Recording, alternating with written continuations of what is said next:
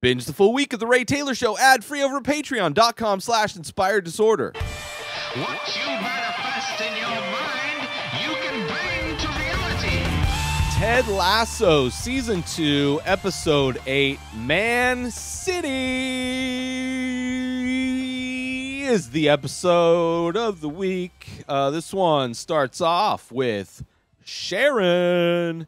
She's talking to potentially her own therapist or just a friend that she feels comfortable opening up, and realizes that she has a lot of the same issues that Ted has as far as opening up, using different methods to kind of deal with pain instead of, avoiding pain instead of actually dealing with it. So there's that little tidbit of information. You're seeing Sharon get ready, the badass riding her bike to work. And on her ride, she gets hurt. She gets a concussion. She gets hit by a car. And Ted is the one that shows up at the hospital to take care of her, of course. So we're getting a little bit of Ted and Sharon interaction, bonding in this episode. We also get Sam and Rebecca over Bantr. Still don't know each other, is talking to each other, still anonymous to each other. Set up a date. Sam decides to meet up with her, at a bar, certain time. This is the time, this is the place. She agrees, which leads to a fun scene in the locker room. All the teammates, the captain of the team is going to give Sam one of his signature haircuts, which apparently he's the master barber in the out of the team, and it's a really fun scene.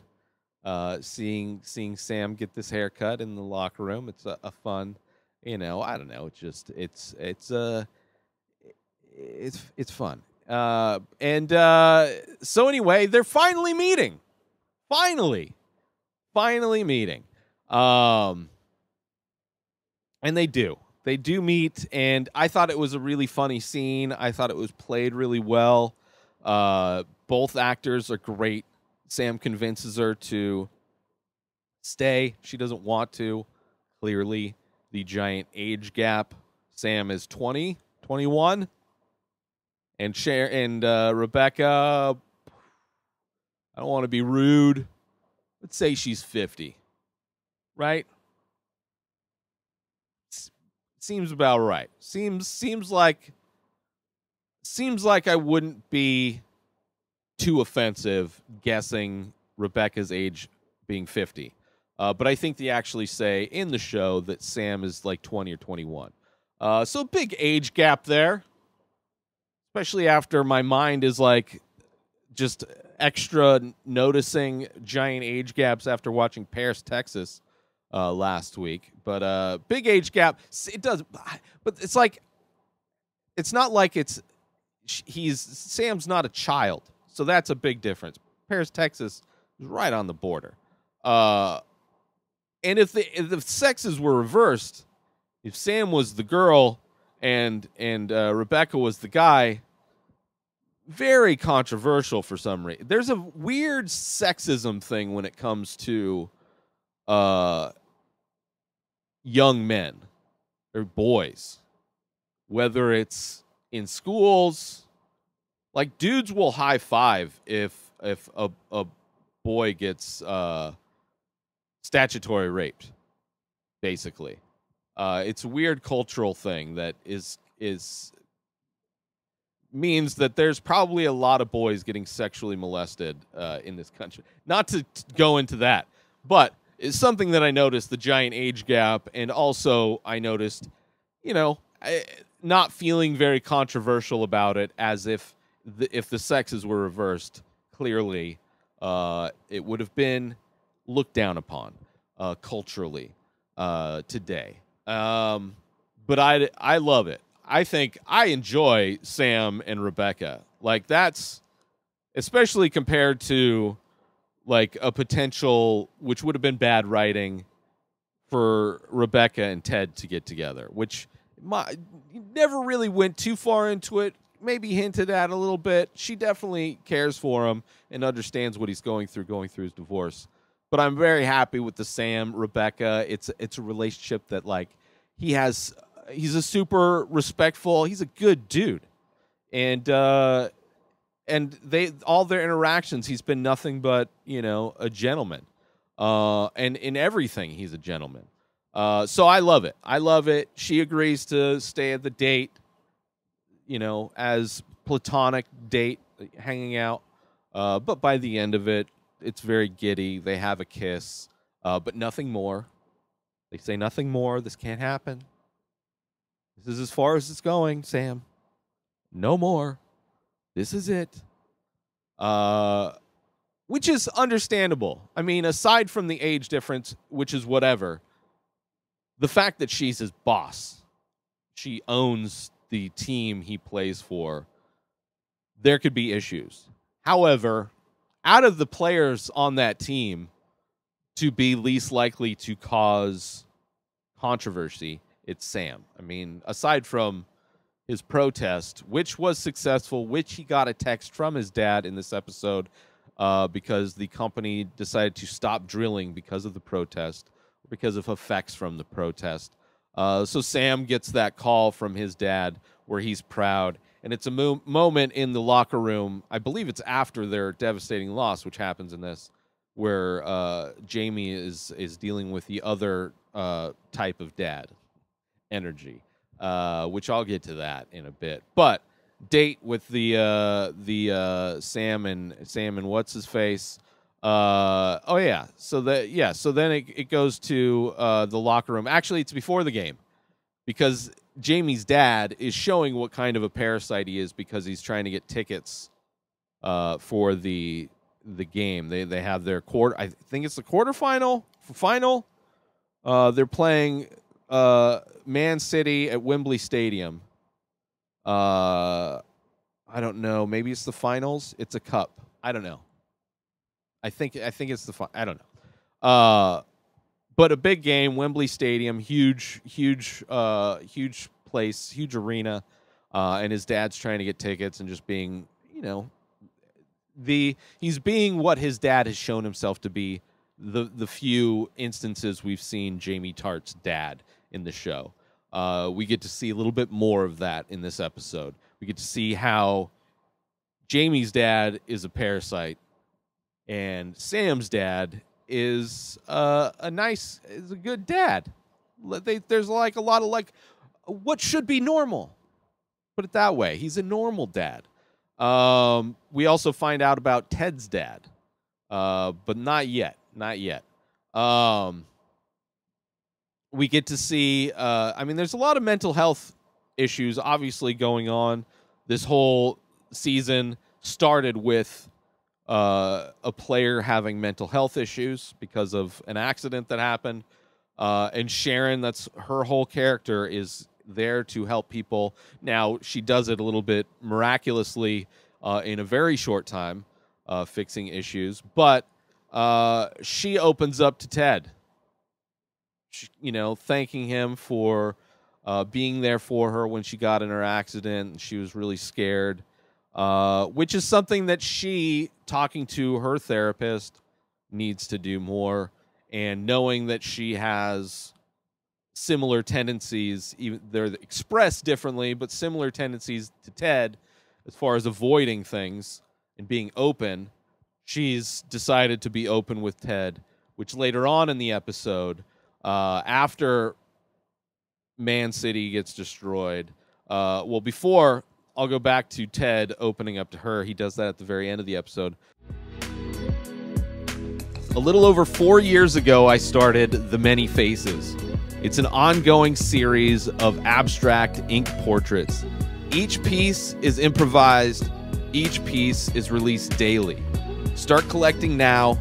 Head on over to inspireddisorder.com/TMF. That stands for The Many Faces. And save yourself 25% when you use coupon code RTS. That stands for The Ray Taylor Show, because that's what you're listening to, and I love you. So I want you to save 25% when you use that coupon code. Head on over to inspireddisorder.com/TMF. TMF and use coupon code RTS to save 25% when you start collecting one of over 1,600 original ink paintings. By myself, I made them. Support me. I love you. Back to the show. But before the game, Ted opens up to his coaches, his coaching staff, that the reason why he left during that last game, or that game that happened however many games ago, was because he was having a panic attack, which was brave of him to do. It's clearly Ted opening up, Ted no longer ignoring the fact that he has issues, not lying about it, which then leads to the rest of the coaching staff admit things that they've missed. They messed up on. It's a fun moment, a fun bonding moment between that coaching staff, and Higgins was there, I think, as well. The Diamond Dogs plus Roy, which I think Roy is a Diamond Dog. I just don't think he is official. He's always there. He's got great opinions. He's honest. So that was a fun scene. Then the game goes, and it is a devastating loss for AFC Richmond. I think because, even this episode, nobody is focused on this game.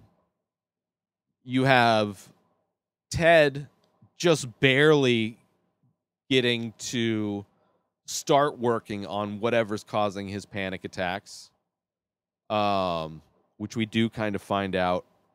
Maybe, I don't know if that's directly linked to his panic attacks, but we're seeing just people aren't really, Jamie's distracted by his dad.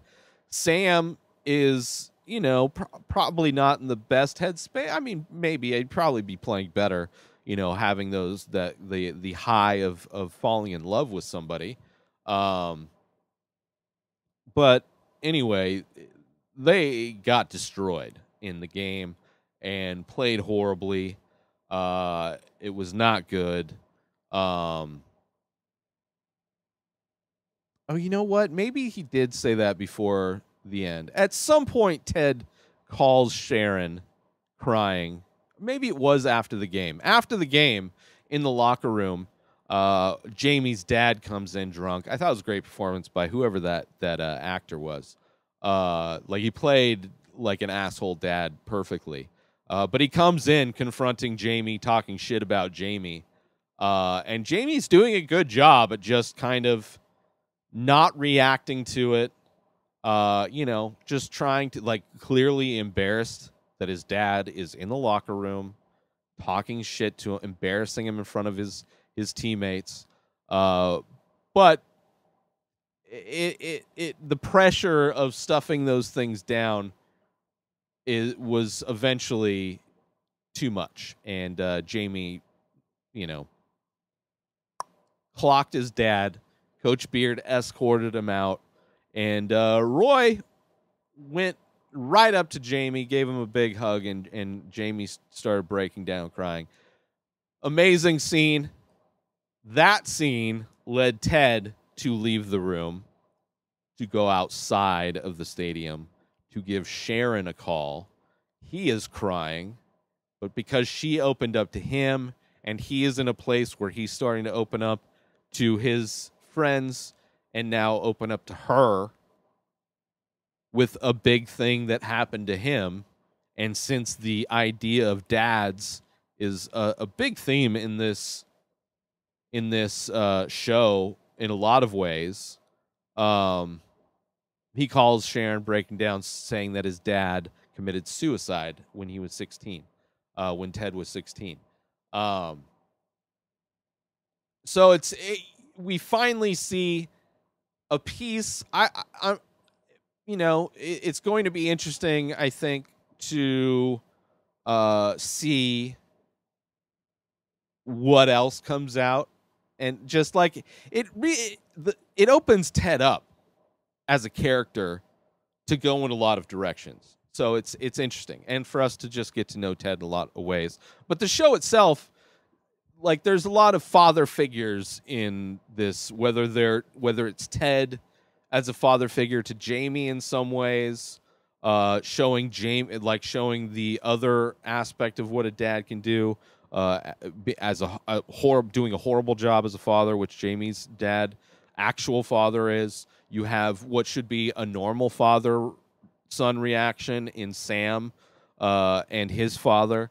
You have Higgins kind of being a father figure, or, kind of the center of the family for all of the players, during the holiday season. You have Roy being in a lot of ways a father figure to his niece.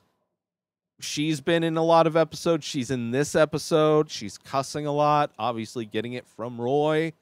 So that is a small little aspect to this episode. But Roy is, in a lot of ways, her acting as a father figure, male role model guy. Like, he could easily just adopt that kid, and the kid lives with him and Keeley now, and that's where the show goes. Would not be surprised, but it's interesting. So the show, in a lot of ways, does deal with or talk about, in a lot of ways, the themes of a lot of aspects of the show are in fathers. What is it to be a father? The different types of dads that are out there, the spectrum of what a good father figure looks like, somebody who's supportive, like Ted is to Jamie, or Roy is to his niece, or the other side, the horrible side, which Jamie Tartt's dad kind of takes that mantle to represent. But yeah, it's interesting. They lose horribly. Coach Beard is super angry, frustrated. Not exactly. I don't really know exactly why. Maybe he feels a little bit upset at Ted because he just found out about the panic attacks with everybody else right before the game. So it's a trust thing with somebody that he's clearly good friends with and also works with. He could be angry at just how horrible they lost. Who knows? It seems like the next episode is finally going to be the Coach Beard episode. It's titled Beard After Hours. So I have a feeling this next episode is following Coach Beard at what he does his night of debauchery directly after the events of this episode, which I am all for. I've been waiting for a Coach Beard episode, and coming off of this, it's the perfect kind of ignition, perfect kind of fuel to ignite that storyline, that little spin-off storyline that we get. We get to see Higgins in a mop closet, which is funny. Just the ongoing bit of him trying to find an office now that Sharon's there is a funny bit. After the tremendous loss, Sam, on microphone being interviewed by the press after the game, said the thing that every person should understand is that he's really proud that they went out there and tried their best. As long as you try your best, as long as you try, that's all you can. You can't predict outcomes, but if you show up prepared and you go out there and you try to win, then there's only so much you can control. And if you're controlling those two aspects, then that's all you can do. And he's proud that that's what he did and his team did. And just goes to show the character of Sam. That he understands. He's got a good head on his shoulders, right? Like I said, out of all of the football players that Rebecca could have hooked up with from Bantr, Sam is he's like the perfect dude. It'd be interesting to see if they implement any downsides to Sam. can't be perfect. Nobody's perfect. Maybe Sam is perfect. I enjoy Sam a lot, and really enjoyed that scene where him and Rebecca came to the realization that they were each other's match at that bar. It was a really fun scene. But yeah, great episode all around, I thought. From top to bottom, I think the show, not that the show wasn't good early on, but it feels like after that holiday episode, like things are moving pretty big. Like the episodes have been really good, really fun. A lot of stuff going on, characters doing things. And they had a horrible game. But it is what it is. What are you going to do? So until next week will be episode 9, Beard After Hours. Looking forward to that one. New episodes of The Ray Taylor Show come out every single day. Subscribe on IGTV, YouTube, and everywhere else podcasts are found. Binge the full week ad-free over at patreon.com/Inspired Disorder. Buy a Ray Taylor Show merch over at inspireddisorder.com. And follow the show on Instagram at Ray Taylor Show. Have a wonderful day, everybody. Peace out!